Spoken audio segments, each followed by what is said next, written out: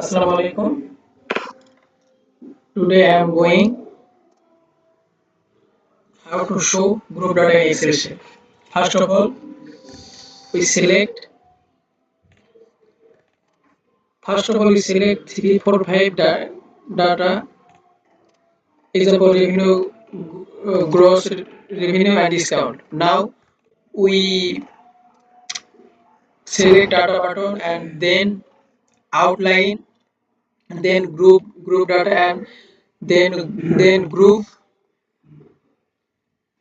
and show the group data of and the hide and this is the group and show the group data and then we show the protect cell. Then we select review and then we protect cell and select 1 2 3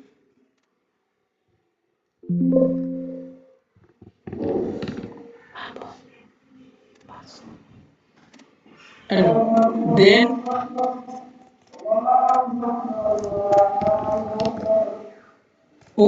OK button and we select the password and when we get the password and there is no work in the in the Excel cell and then we yeah, protect cell and show the password and then we work of the Excel formula.